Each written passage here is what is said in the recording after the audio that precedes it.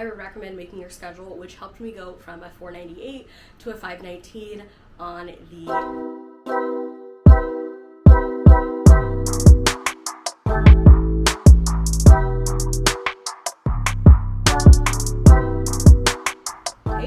welcome back. So happy you guys are here. Today we are diving into, I feel like, what is my most requested topic, MCAT prep. So if you have not seen it, make sure to check out my full video explaining how I studied for the MCAT and how I would recommend making your schedule, which helped me go from a 498 to a 519 on the MCAT. I know that, like within a 20-minute video, there's no way to just address every single one of your questions, which is why I'm back.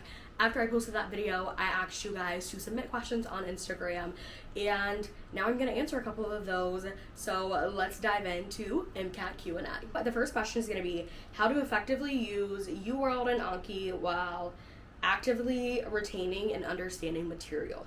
Ooh, this is so important. Effectively and actively. So I think the first thing, I think like Anki and UWorld go hand in hand, but I think as soon as you start content review, if you're someone that like just struggles with retaining information, and I just think it's like helpful if you're studying for a longer period of time. Like I studied for 6 months, so there's no way I was going to remember everything for 6 months if I didn't have a way to like keep seeing that material. And so I think that's where Anki comes in. So after I would read a chapter of the Kaplan books, maybe you're watching sketchy videos, whatever you're doing, so after you review a topic, do the associated Anki cards. If you're using the Miles Down deck, they align really well with the Kaplan books, but you could also just like, let's just say you watched a video on like acid base, just search acid base, find those cards, unsuspend them, and start working through them.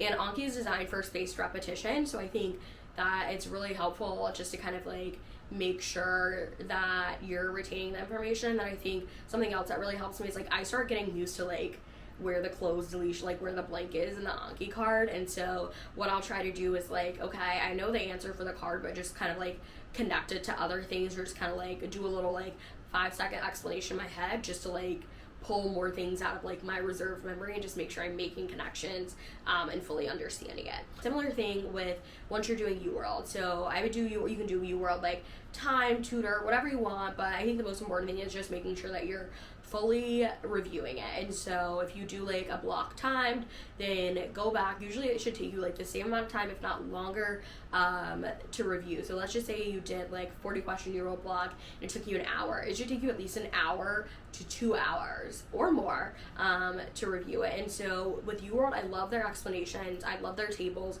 So make sure you understand not only like why the right answer is right, but also why the wrong answer is wrong, and then try to identify did you miss it because of content? Did you miss it because you like misinterpreted something in the passage? Like what was the issue?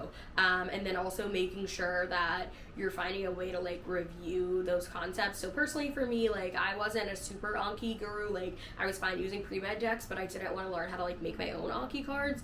So what I decided to do is I made handwritten flashcards for all of my like UWorld missed questions, and then I just like reviewed those pretty often. But if you're like good at Anki or you want to take the time to learn Anki, I think also like making Anki cards for your missed questions in UWorld is also a really good way. And also like if you're taking notes anywhere, just like of course like make them condensed. Like don't waste all of your time like making notes, because that's very passive if you're just like writing from the screen. But then also like if you write notes or make these flashcards, just make sure that you're like going back and reviewing them. So that's what I would recommend in terms of like effectively and actively learning. Okay, this is another good question. What did you decide to study first? When I was studying, I kind of did like the 2 subject at a time. So I started with physics and chemistry.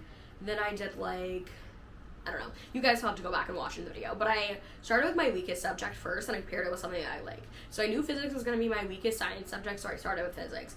And then I really did love like general chemistry, organic chemistry, all of that, so I paired it with chemistry. So I really think like start with your weakest subject so you have the most time to focus on that and refine that, but then pair it with a subject that you really like, so that way like when you're getting frustrated, you can just hop onto that. Or like if you have a hard morning doing physics, then like you'll have a chiller afternoon like for chemistry if you like chemistry, something like that. Or you can just kind of like rotate through all the science subjects and then do like psych-soc on the side, because I feel like psych-soc, like it's not easy, but it's a little bit like chiller and more straightforward than the science subjects. So like maybe you could do like physics in the morning and then psych social in the afternoon, something like that. The next question, how did you prevent burnout?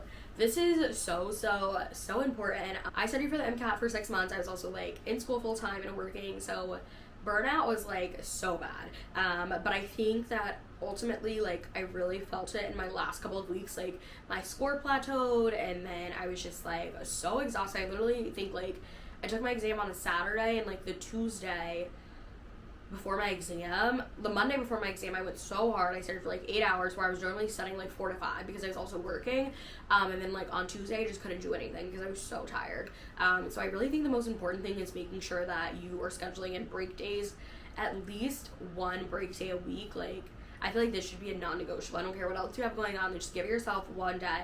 Personally, I did like a pseudo break day because I didn't want to lose my Anki streak, and I feel like the spaced repetition is very important, so I like to keep up with that. But like, it was like morning Anki, like maybe for an hour, and then the rest of the day just like chilling, not doing any studying. And I think that's really helpful. And then also just being aware of like what burnout looks like for you, and then if you need like, you know, your one break day per week is minimum. But let's just say like you're having a rough week and you're like, you get up one morning, you're like, I just can't do this, like take another day. Also like building catch-up days into your schedule and like being very flexible. I think that's super helpful. I really recommend like making your schedule one phase at a time. So start with your phase 1 content review. Once you're almost done with that, then make your phase 2 schedule, and then once you're almost done with that, then make your phase 3 schedule. So that way if things happen, you need to adjust. It's not like you have to like go back and make like a full 6-month schedule. You're only like adjusting for like 1 to 2 months at a time. What free resources do you have to share for each section? So I have a ton of free resources that I've created for the MCAT, and then there's also so many amazing free resources online. So I have like free equation sheets,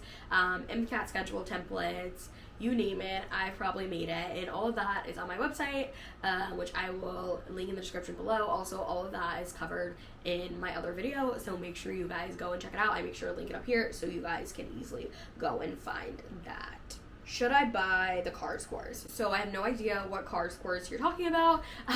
There's so many courses for MCAT prep out there, but I do not recommend getting a course for MCAT prep in general, and definitely not a MCAT prep course for CARS specifically. I did a lot of trial and error until I finally figured it out. So I found like the way for me to do it was to preview all the passages. So preview, I think it was like 8 when I took it because I took the short MCAT, but like 9 for you guys. So like preview all 9 passages, and then kind of like on your dry erase board that you have in there. So I knew like I would write down the first passage starts with question 1, and it's like an ethics passage and it looks easy. Then the second passage starts with question 9 and it is a history passage and it looks hard. And so I did that for all 9 passages. That maybe will take you like 30 seconds to a minute. Like once you get used to it, you're very quick at like identifying what's the subject of the passage and then how easy or hard do you think it's going to be. So then I ordered my passages. So like in this situation, I would do like the first passage first and then the second passage. So I did easy passages all the way to hard passages. And then as I was reading, I outlined the passage. So I'd be like P1 dash blah blah blah, P2 blah blah blah, literally like 3 to 5 words, like using symbols, just like what do you think is the gist of the passage, what do you think is the gist of the paragraph, and then I would go and do answer all the questions. I think this helped me for a lot of reasons. When I read, like I can zoom through like a fiction book because I'm like, I'm reading for the key points. Like I'm not reading every word. And so I think that is kind of what bit me in the booty with CARS, because like you're trying to like pull in outside information. It's like, no, everything you need to answer the question is in the passage. And so I think that doing the method of outlining my passages really helped me because it made me stay focused, and it made me kind of like after every paragraph just like super quickly in my head figure out what was the main idea and kind of like refocus, reset. So that was very helpful for like previewing my passages and putting them in order. I feel like I got really discouraged easily with CARS, and so doing the ones that I thought were easier first, I felt like, one, it makes more sense because if it's an easier passage, then I'm more likely to get more of the questions right, so I'm maximizing my score. But then 2, it's also a mind game. So like if I start with easy passages and I feel like I'm getting most of the questions right, then when I get to the harder passages, like I kind of already like have boosted myself up, hyped myself up, versus like starting with hard passages, and then like even when I get to the easy ones, I'm already discouraged and I'm already out of time. And there's no like objectively like this is an easy passage, this is a hard passage. Like you kind of just like figure it out like after you do this method for a lot of times. And then also I kind of knew like things like history, like I just hate history, so I hated the topic, and so like I just always did bad on those because I just didn't like reading it, versus like ethics or like psychology, like I would usually do better on those. So that's kind of how I did that. But definitely do this like with all of your practice exams, all of your CARS practice passages, so that way like on test day it just feels like so familiar, and this is just like your strategy and you're used to it. How long did you spend studying, and how did you know you were ready to take it? So I spent about 6 months studying. Once again, make sure you check out the other video, which goes through literally, you guys can see my exact MCAT schedule. But how did I know that I was ready to take it? So when I signed up, it was crazy because it was during the COVID year, and so they like shut down all the testing dates, and then they like opened them up, and then like I took it early, so I didn't want to like take spots from people that were needed it to like apply that cycle. And then like once you sign up, there wasn't a lot of like flexibility and open dates, and like closest test site for me was like 45 minutes. There was just so much happening when I was trying to like sign up for my MCAT test date. And so like once I set a date in stone, I was just like, boom, this is the date that I'm taking it. I think it's like August 14th, August 20th, I don't know. I think it's August 14th, 2020. Once I kind of got to like June, July, like I kind of like plateaued, like I feel like I was ready, and so I don't think I really needed like an extra month to study. But at that point I was still working, like it was just gonna be too much to change it. And the most important thing is that you were consistently scoring where you want to score, and where you want to score is different for everybody. Like I had my goal score in mind, you'll have your goal score in mind, and then once you're consistent, so like let's just say like your goal score is a 510. If you score like a 510 today, this doesn't mean like, oh, move your test date up and take it tomorrow. Like no, if you're scoring a 510 on your practice exams 3 weeks in a row, then okay, like you're probably ready to take it. So I think and like you're never gonna feel like, oh, I'm super ready, but I think you just have to like decide that you're ready when you're consistently scoring where you want to score, and also like specifically scoring where you want to score on AMC practice exams, because I think those are the best predictors of what your score is going to be on test day. What section did you find to be the most challenging? So I actually thought that like bio and biochem, well, okay, CARS, I hated CARS. I didn't give any attention to CARS. Like, CARS is definitely my hardest section. But, like, outside of that, I think that I thought that bio and biochem was going to be my hardest section. But I feel like once I started getting into the groove, like, they were pretty much focusing on the same concepts. And, like, once you got an idea of, like, how to interpret a graph and how to, like, read a paragraph and get the necessary information, like, it just kind of came more naturally. Whereas I felt like Chem Phys, I thought was going to be easier because I loved chemistry, but, like, they were just pulling out like random crap, like every single time it was something different, and like I didn't know all the physics equations, I didn't know all the chemistry, like it was just so hard. So I think that Chem Phys was definitely ended up being my hardest, and also like I think my lowest section. And I've also like just heard generally from people like on Reddit and like talking to people, like Chem Phys, like you can prepare, and when you get there on test day, like just be prepared to not know anything. Like it was my first section, I think I finished, like I did my first pass and I answered like 10 out of like the 60 questions. It was so bad. It was awful, but somehow like I still did decent, and so I think that's all that matters. I definitely thought that Chem Phys was the hardest. What resources do you recommend the most and are worth the money? So I will end with this. I have a lot, like I said, I'm sharing all the free resources that I have, but also think that like MCAT prep is an investment. Applying to medical school is an investment, unfortunately. So it's definitely really good to save money. Like I was saving since freshman year. I just had like a portion of my paycheck that was like going to a separate bank account, and then like once it came time to apply to medical school, like I used all of that money for like MCAT prep, applying to medical school, interviews, all of that good jazz. So definitely like start saving up as soon as you decide that you're interested in medicine. But I think that of course number one thing is the official AMC material. So they have like the official AMC online prep bundle, and I think when I applied it was like $298 or something. Let me see. If you have the fee assistance program, then you are able to get this free. So make sure that you apply for AMC fee assistance program.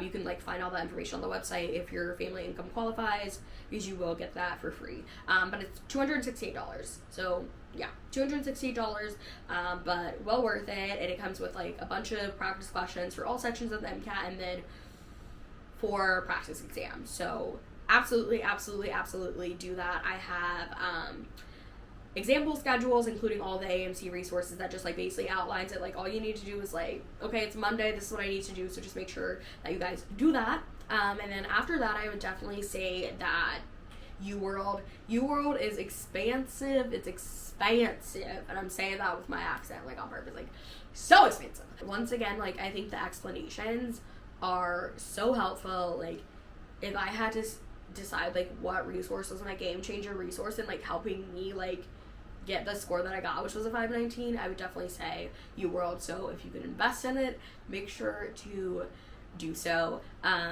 Just, like, I don't know, they usually don't run, like, discounts or have, like, giveaways or anything, but just try to save up as much as you can, because I think that it is just such a good resource. In terms of, like, content review, there's so many things out there now, like Sketchy. I use the Kaplan books. Like, seems like every company nowadays has different resources that you can use, but I think that, you know, like, I used Kaplan books, and, like, I just got hand-me-downs. The MCAT has not changed since 2015, and the books, like, I have, like, 3 editions of the Kaplan books at once, and, like, they were very similar. So just to make sure that you just see if, like, there's someone, like, an upperclassman at your school, like, one of your friends that's already taken the MCAT, just, like, use their books. You don't need to go out and buy new books. So, like, that's something that I wouldn't invest, like, $150, $200 to buy, like, fresh Kaplan books. That's not something I would spend my money on. I would invest my money in UWorld and AMC materials.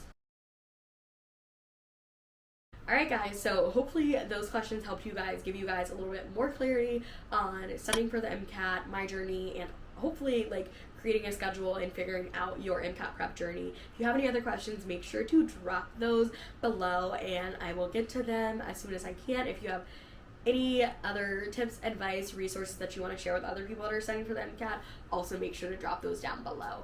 Alright guys, thank you for tuning in. Make sure to subscribe so you don't miss any videos, and take care.